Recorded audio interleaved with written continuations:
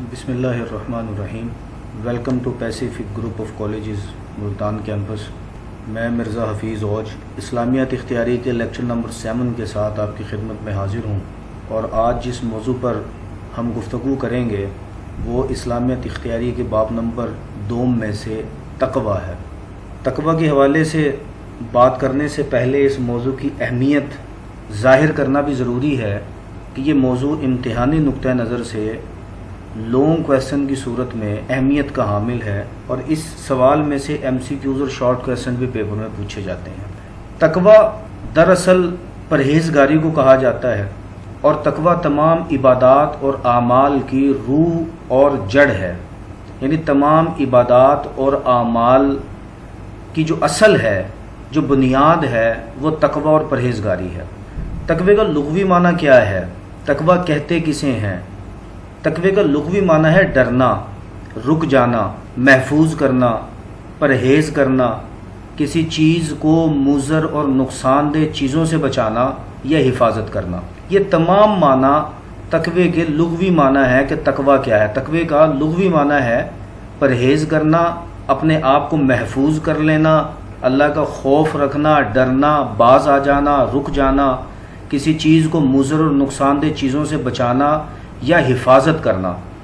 اور اصطلاحی مفہوم میں جو کام کرنے کے قابل ہیں ان پر عمل کرنا، اور جو شریعت میں ناقابل قبول اعمال ہیں انہیں ترک کر دینا تقوی کہلاتا ہے۔ یا دوسرے معنوں میں اللہ تعالیٰ کی نافرمانی سے اپنے آپ کو بچانا اور رسول مکرم صلی اللہ علیہ وآلہ وسلم کی سنت پر عمل پیرا ہونا تقوی کہلاتا ہے۔ آسان لفظوں میں قرآن کریم اور رسول مکرم صلی اللہ علیہ وآلہ وسلم کے احکامات کے مطابق اپنی زندگی گزارنا تقوی کہلاتا ہے۔ حضرت سیدنا عمر فاروق اعظم رضی اللہ تعالی عنہ نے اپنے دور حکومت میں ایک مرتبہ حضرت کعب الاحبار رضی اللہ تعالی عنہ سے پوچھا کہ تقوی کسے کہتے ہیں۔ اب تقوی کی بڑی بہترین مثال حضرت سیدنا کعب الاحبار رضی اللہ تعالی عنہ نے حضرت عمر سے فرمائی۔ جب یہ سوال کیا حضرت عمر فاروق اعظم نے، حضرت کعب الاحبار نے حضرت عمر فاروق سے پوچھا، کیا آپ کبھی ایسے خاردار راستے پر چلے ہیں جس کے دونوں اطراف کانٹے دار جھاڑیاں ہوں اور گزرنا نہایت دشوار ہو؟ حضرت عمر فاروق اعظم رضی اللہ تعالیٰ عنہ نے کہا کہ کئی مرتبہ۔ حضرت کعب رضی اللہ تعالیٰ عنہ نے کہا کہ یا امیر المومنین، ایسے موقع پر آپ کیا کرتے ہیں؟ حضرت عمر رضی اللہ تعالیٰ عنہ نے جواب دیا کہ میں اپنا دامن سمیٹ لیتا ہوں، کہیں کانٹے اس میں نہ چبھ جائیں۔ حضرت کعب نے فرمایا بس یہی تقوی ہے کہ دنیا کے خاردار جنگل میں سے اپنے دامن کو سمیٹ کر ایسے گزر جائے کہ کہیں اللہ کی نافرمانی کے کانٹے اس کے ساتھ الجھ نہ جائیں، اسے تقوی کہتے ہیں۔ اسی طرح حضرت سیدنا عبداللہ ابن عباس رضی اللہ تعالی عنہ تقوی کے حوالے سے فرماتے ہیں کہ متقی وہ شخص ہے جو شرک اور کبائر و فواحش سے پرہیز کرے۔ کبائر کبیرہ کی جمع ہے، یعنی وہ گناہ کہ جن کے کرنے سے اللہ تبارک و تعالیٰ نے یا احادیث کے اندر رسول مکرم صلی اللہ علیہ وآلہ وسلم نے منع فرمایا۔ اور فحش کی جمع فواحش ہے، بےہودہ کو کہتے ہیں۔ جب کبیرہ کی ڈیفینیشن کی جاتی ہے تو کبیرہ یا کبائر کی تعریف یہ ہے کہ ایسے گناہ جن کے نہ کرنے کا حکم دیا گیا یا جن کے حوالے سے قرآن یا حدیث میں کوئی مذمت وارد ہوئی ہو، ان گناہوں کو کبائر کہا جاتا ہے۔ کہ کبیرہ گناہوں سے اپنے آپ کو بچانا اور فحاشی و عریانی سے پرہیز کرنا، یہ تقوی ہے۔ حضرت سیدنا عبداللہ ابن عمر رضی اللہ تعالیٰ عنہ فرماتے ہیں کہ اپنے آپ کو سب سے کمتر سمجھنے کا نام تقوی ہے۔ قرآن کریم میں تقوی کی اہمیت کے حوالے سے اللہ تبارک و تعالیٰ نے متعدد مقامات پر ارشاد فرمایا، جیسے سورہ مائدہ کی آیت نمبر 8 میں اللہ نے ارشاد فرمایا اعدلوا هو اقرب للتقوی، کہ انصاف کرو کہ یہ تقوی کے زیادہ قریب ہے۔ قرآن مجید کی دوسری آیت میں اللہ نے ارشاد فرمایا ان اللہ یحب المتقین، کہ بے شک اللہ تبارک و تعالیٰ پرہیزگاروں کو پسند کرتا ہے۔ ایک اور آیت میں جو سورہ آل عمران کی آیت نمبر 102 ہے میں فرمایا اتقوا اللہ حق تقاتہ، کہ اللہ سے اس طرح ڈرو کہ جیسے ڈرنے کا حق ہے۔ قرآن کریم میں ایک اور مقام پر اللہ تبارک و تعالیٰ نے ارشاد فرمایا وَتَعَاوَنُوا عَلَى الْبِرِّ وَالتَّقْوَى، ولا تعاونوا علی الاثم والعدوان کہ نیکی اور تقوی کے کاموں میں ایک دوسرے سے تعاون کرو، اور گناہ اور زیادتی میں ایک دوسرے کی مدد نہ کرو، ایک دوسرے سے تعاون نہ کرو۔ سورہ حجرات کی آیت نمبر 13 میں اللہ نے ارشاد فرمایا ان اکرمکم عند اللہ اتقاکم کہ بے شک تم میں سے اللہ کے نزدیک زیادہ عزت والا وہ ہے جو تم میں زیادہ متقی اور پرہیزگار ہے۔ سورہ مومنون کی آیت نمبر 52 میں اللہ نے ارشاد فرمایا انا ربکم فاتقون کہ میں تمہارا رب ہوں پس مجھی سے ڈرو۔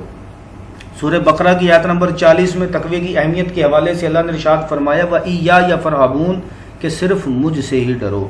تو یہ تمام آیات اس بات کی اہمیت کو اجاگر کرتی ہیں کہ اللہ تبارک و تعالیٰ نے قرآن کریم میں تقوی اختیار کرنے کا حکم دیا، پرہیزگاری اختیار کرنے کا حکم دیا، اپنے آپ سے ڈرنے کا حکم دیا، اور یہ بھی واضح کر دیا کہ اللہ تبارک و تعالیٰ کے نزدیک زیادہ عزت والا، زیادہ مکرم وہ ہے جو لوگوں میں زیادہ متقی اور پرہیزگار ہے۔ نبی کریم صلی اللہ علیہ وآلہ وسلم نے اپنی متعدد احادیث میں تقوی کو اختیار کرنے اور تقوی کی اہمیت کے حوالے سے ارشاد فرمایا۔ ایک مرتبہ صحابہ نے حضور اکرم صلی اللہ علیہ وسلم سے پوچھا کہ سب سے زیادہ معزز کون ہے؟ تو آپ صلی اللہ علیہ وآلہ وسلم نے ارشاد فرمایا جو ان میں سب سے زیادہ پاک باز ہے، جو ان میں سب سے زیادہ متقی ہے، وہ سب سے زیادہ معزز ہے۔ حضور اکرم صلی اللہ علیہ وآلہ وسلم یہ دعا فرمایا کرتے تھے کہ اے اللہ مجھے ہدایت، تقوی، پرہیزگاری اور حسب ضرورت مالداری عطا فرما۔ ایک مرتبہ حضور نبی کریم رؤوف الرحیم صلی اللہ علیہ وآلہ وسلم نے حضرت ابو ذر غفاری رضی اللہ تعالی عنہ کے سوال کے جواب میں فرمایا میں تمہیں تقوی کی تلقین کرتا ہوں کیونکہ یہ ہر چیز کی ابتدا ہے۔ تو تقوی کی اہمیت کے حوالے سے آپ نے نبی کریم صلی اللہ علیہ وآلہ وسلم کی احادیث مبارکہ ملاحظہ کی۔ ایک حدیث قدسی ہے، اور حدیث قدسی ایسی حدیث کو کہتے ہیں کہ جس میں الفاظ اللہ تبارک و تعالیٰ کے ہوں اور زبان نبی کریم صلی اللہ علیہ وآلہ وسلم کی ہو۔ حدیث قدسی میں ہے کہ میں اس بات کا حقدار ہوں کہ مجھ سے تقوی رکھا جائے، مجھ سے ڈرا جائے اور میرے ساتھ کسی کو شریک نہ کیا جائے، اس کے لیے میرے پاس مغفرت ہے۔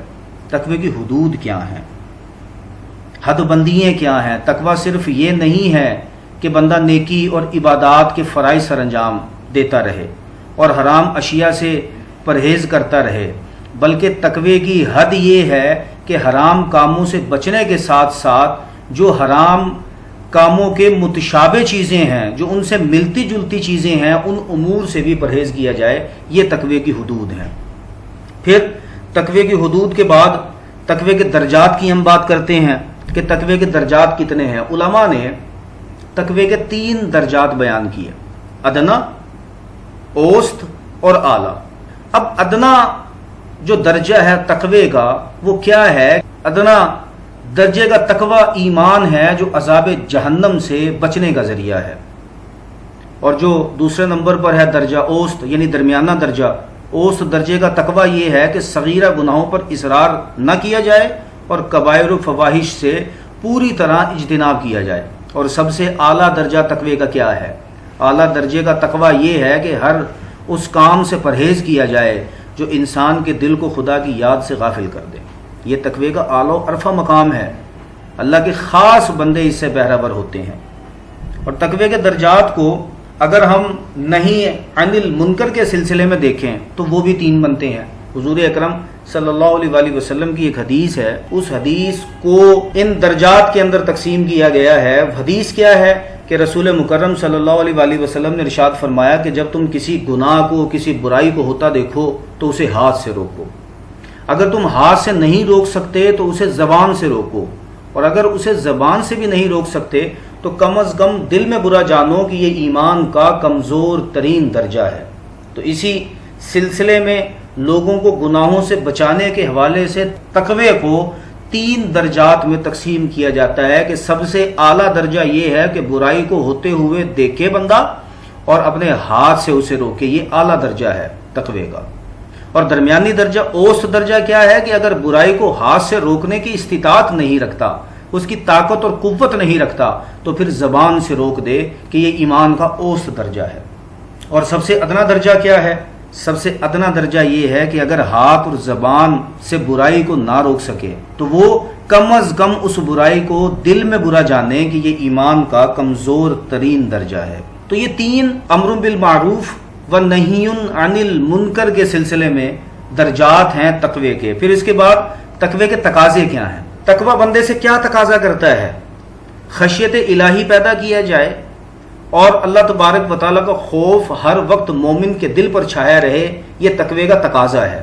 دوسرے نمبر پر مومن کو چاہیے کہ وہ اللہ تعالیٰ کے احکامات اور سنت رسول صلی اللہ علیہ وآلہ وسلم پر عمل پیرا ہو، حب رسول اور عشق الہی سے اس کا دل لبریز ہو، حرام اشیاء کے ساتھ ساتھ جو متشابہ ہیں، مشکوک چیزیں ہیں، ان سے بھی پرہیز کرے، اپنی اصلاح کے ساتھ ساتھ پورے عالم کی اصلاح اور ہدایت کے لیے کام کرتا رہے، چھوٹے چھوٹے گناہوں کو بھی حقیر نہ سمجھے، ان سے بھی بچنے کی کوشش کرے۔ تو یہ تمام کے تمام تقوی کے تقاضے ہیں۔ جب بندہ متقی اور پرہیزگار ہو تو وہ ان تقاضوں کو پورا کرے۔ پھر قرآن کریم میں اللہ تبارک و تعالیٰ نے سورہ البقرہ کے آغاز میں متقین کی چند صفات بیان کی۔ سب سے پہلی صفت جو اللہ تبارک و تعالیٰ نے قرآن کریم میں بیان کی وہ یہ ہے کہ متقین غیب پر ایمان رکھتے ہیں، چونکہ اللہ تبارک و تعالیٰ کو کسی نے نہیں دیکھا، حضور اکرم صلی اللہ علیہ وسلم کے زمانے کو نہیں پایا، فرشتوں کو نہیں دیکھا، آخرت کو نہیں دیکھا۔ یہ ساری کی ساری چیزیں وہ ہیں کہ جو بالغیب ہیں تو ان پر ایمان رکھتے ہیں، نماز قائم کرتے ہیں، اللہ تعالیٰ کے دیے ہوئے مال میں سے اللہ تعالیٰ کی راہ میں مال خرچ کرتے ہیں، قرآن کریم پر ایمان رکھتے ہیں، سابقہ کتب تورات، زبور، انجیل پر ایمان رکھتے ہیں کہ یہ کتب اللہ تبارک و تعالیٰ کی طرف سے انبیاء پر نازل ہوئی تھیں لیکن اب ناپید ہو چکی ہیں یا تحریف کا شکار ہو چکی ہیں۔ اور چھٹے نمبر پر ہے آخرت پر یقین و ایمان رکھتے ہیں۔ اس کے علاوہ ان 6 مومنین کی صفات کے علاوہ جو دیگر مقامات پر قرآن کریم میں اللہ تبارک و تعالیٰ نے متقین کی صفات کو بیان کیا، ان میں سے 7ویں نمبر پر ہے اللہ پر ایمان رکھتے ہیں، انبیاء پر ایمان رکھتے ہیں اور عہد کرنے کے بعد اپنے عہدوں کو پورا کرتے ہیں، یعنی جب کسی سے وہ وعدہ کر لیتے ہیں تو اس وعدے کی پاسداری رکھتے ہیں، مصیبت اور آزمائش میں صبر کرتے ہیں، خود بھی سچے ہوتے ہیں، سچ کا ساتھ دیتے ہیں، غصہ پی جاتے ہیں، لوگوں سے درگزر کر دیتے ہیں، لوگوں کے ساتھ معافی والا معاملہ رکھتے ہیں، غلاموں کو آزاد کرتے ہیں اور زکوٰۃ ادا کرتے ہیں۔ تو یہ وہ صفات ہیں متقین کی جو اللہ تبارک و تعالیٰ نے قرآن کریم میں مختلف آیات میں مختلف مقامات پر ارشاد فرمائی۔ اب تقوی کی اگر ضرورت اور اہمیت کی بات کی جائے، تقوی اختیار کرنا کیوں ضروری ہے؟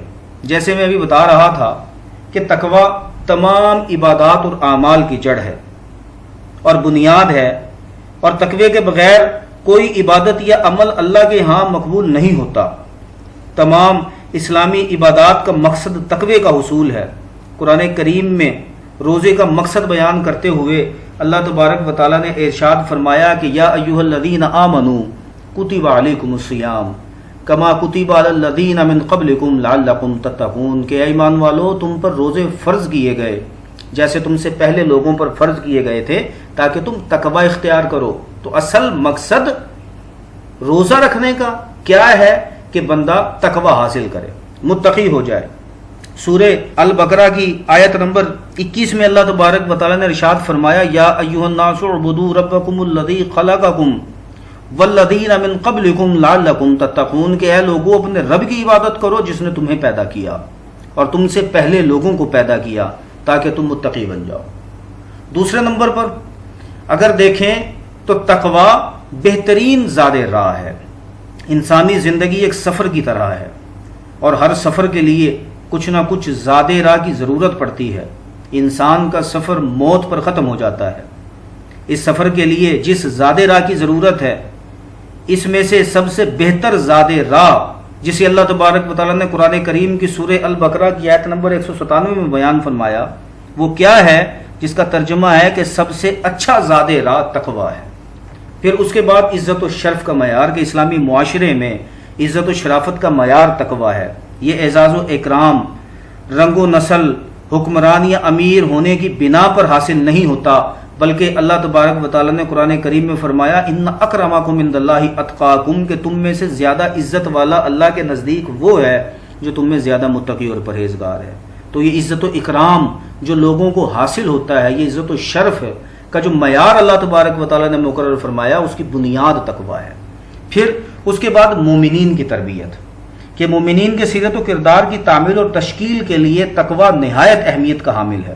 اگر معاشرے میں متقی اور پرہیزگار لوگ کم ہو جائیں تو فساد اور خرابیاں پھیل جاتی ہیں، اور اس طرح معاشرے میں بد امنی پیدا ہو جاتی ہے۔ اس کے برعکس اگر متقی اور پرہیزگاروں کی تعداد زیادہ ہو تو برائی کو روکنے کے لیے افرادی قوت مدافعت موجود رہتی ہے، یعنی امر بالمعروف و نہی عن المنکر کا اہم فریضہ جاری رہتا ہے۔ اس کے لیے تقوی کی خاص ضرورت ہے۔ پھر اس کے بعد ہے اسلام کی اصل بنیاد تقوی پر ہے۔ اسلام کی عمارت کی بنیاد تقوی ہے، کیونکہ عقائد اسلام، توحید، رسالت، آخرت، ملائکہ، کتب و تقدیر اور اسلامی ارکان، کلمہ شہادت، نماز، روزہ، زکوٰۃ، حج کی عمارت تقوی سے ہی مکمل ہوتی ہے۔ تقوی مذہب کی جان اور روح ہے، عبادت کا وہ طریقہ جس کی بنیاد تقوی کی بجائے شر، فساد اور منافقت پر رکھی جائے اسے اللہ تبارک و تعالیٰ کے ہاں قبول نہیں کیا جاتا۔ اس کی مثال منافقین کی بنائی گئی مسجد تھی جو انہوں نے مسجد زرار کے نام سے بنائی تھی، جسے بعد ازاں حکم الہی کے ذریعے مسمار کر دیا گیا۔ تقوی بہترین لباس ہے۔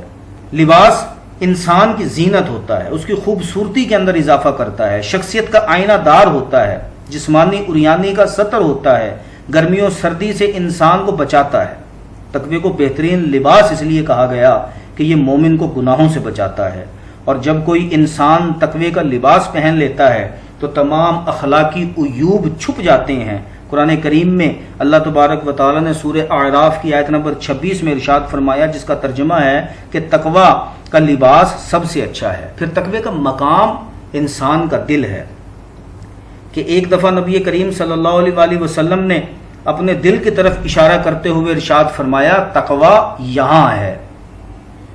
ایک اور جگہ حضور اکرم صلی اللہ علیہ وآلہ وسلم نے فرمایا کہ جسم انسانی میں گوشت کا ایک ٹکڑا ہے، اگر وہ ٹھیک ہو گیا تو سارا جسم ٹھیک ہو گیا، اور اگر وہ بگڑ گیا تو سارا جسم بگڑ گیا، اور فرمایا کہ وہ دل ہے۔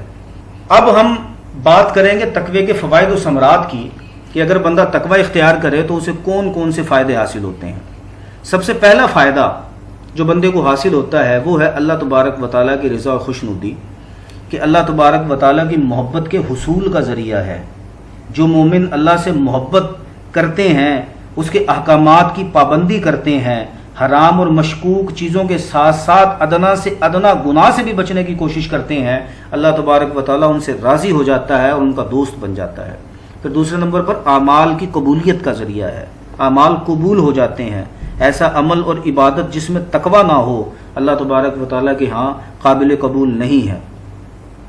انہی کے اعمال قبول ہوتے ہیں جو اخلاص کے ساتھ متقی اور پرہیزگار ہوتے ہیں۔ پھر تیسرے نمبر پر ہے گناہوں کی معافی، کہ تقوی اختیار کرنے سے گناہوں کی مغفرت ہو جاتی ہے۔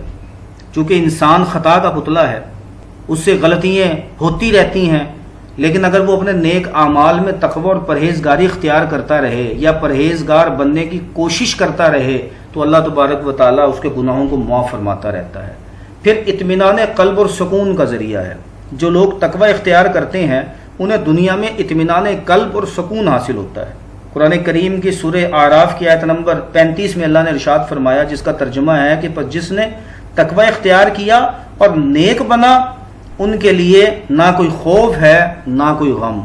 پھر بندے کے اندر بصیرت اور شعور پیدا ہوتا ہے، کہ تقوی مومن کے اندر بصیرت اور شعور پیدا کرتا ہے۔ مومن کے ہر عمل سے اس کا اظہار ہوتا ہے، کھرے کھوٹے نیک و بد میں تمیز پیدا کرنے کی صلاحیت انسان میں پیدا ہوتی ہے۔ سورہ انفال کی آیت نمبر 29 میں اللہ نے فرمایا کہ اے ایمان والو، اگر تم اللہ سے ڈرو گے تو وہ تمہارے کھرے کھوٹے میں تمیز پیدا کر دے گا۔ پھر تقوی اختیار کرنے سے رزق میں برکت ہوتی ہے۔ بندہ جو روزگار کماتا ہے اس روزگار کے اندر اللہ تبارک و تعالیٰ برکت ڈال دیتا ہے۔ اور ساتویں نمبر پر جو تقوی کا فائدہ ہے وہ یہ ہے کہ جنت کے حصول کا ذریعہ ہے۔ جو لوگ تقوی اختیار کرتے ہیں اللہ تبارک و تعالیٰ نے ان سے جنت کا وعدہ کیا ہوا ہے۔ اور سورہ حجر کی آیت نمبر 65 میں اللہ نے ارشاد فرمایا کہ بے شک پرہیزگار جنتوں اور چشموں میں ہوں گے۔ اور 8ویں نمبر پر تقوی کا جو فائدہ ہے وہ یہ ہے کہ یہ قرب الہی کا سبب ہے، کہ مسلمان میں سے جو لوگ متقی اور پرہیزگار ہوتے ہیں انہیں اللہ اور رسول عز و جل و صلی اللہ علیہ وآلہ وسلم کا قرب حاصل ہوتا ہے۔ تو مجھے امید ہے کہ آج کا لیکچر آپ کو اچھے طریقے سے سمجھ میں آ گیا ہوگا۔ آج ہم نے تقوی کے حوالے سے گفتگو کی۔ یہ کچھ اسائنمنٹ شارٹ کویسچن کی صورت میں آپ کو دے رہا ہوں۔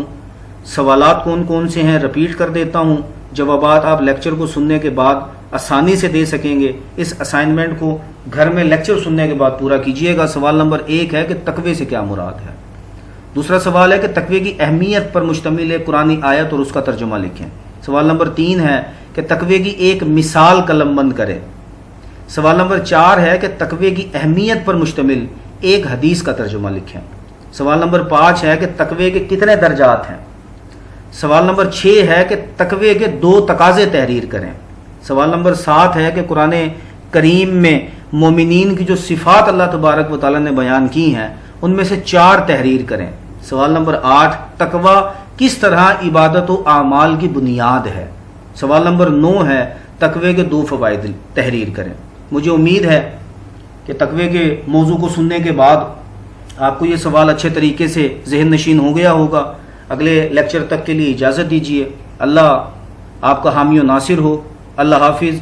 السلام علیکم۔